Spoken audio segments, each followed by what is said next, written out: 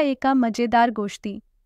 एका छोट्याशा गावात जिथे आंब्याची झाडं आणि नारळाची बाग होती, तिथे दोन मित्र राहायचे, चिंटू आणि पिंकी. चिंटू हा खूपच उत्साही आणि धाडसी होता, तर पिंकी थोडी शांत आणि विचार करून पाऊल टाकणारी मुलगी होती.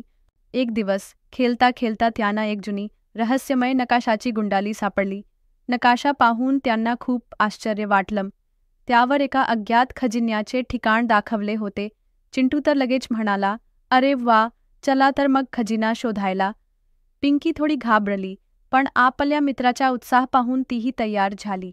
दुसऱ्या दिवशी सकाळी चिंटू आणि पिंकी आपल्या सायकलवरून निघाले.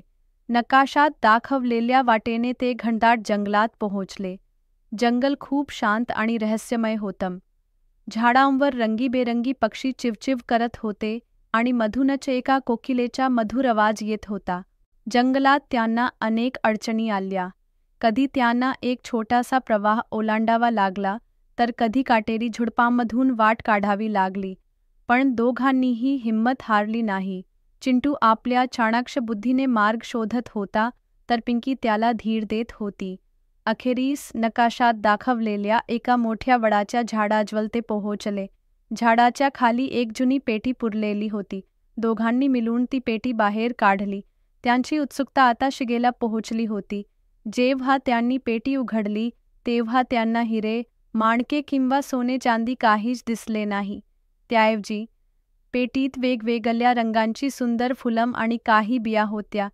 चिंटूला थोडं वाईट वाटलं, पण पिंकी हसून म्हणाली, "अरे चिंटू, हा तर खरा खजिना आहे.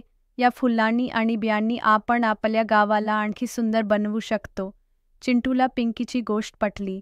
दोघांनी मिळून त्या बिया आणि फुलं आपल्या गावात लावली. काही दिवसांतच त्यांचं गाव सुंदर फुलांनी आणि हिरवीगार झाडांनी भरून गेलं. गावाला एक नवीन रूप मिळालं आणि सगळे गावकरी खूप आनंदी झाले. या गोष्टीवरून चिंटू आणि पिंकीला हे शिकायला मिळालं की खरा खजिना हा नेहमीच मौल्यवान वस्तू नसतो, तर तो आनंद आणि प्रेम असतो जो आपण इतरांना देतो. शेअर आणि सबस्क्राईब करण्यासाठी सांगा. तुम्हाला गोष्ट कशी वाटली कमेंटमध्ये नक्की सांगा.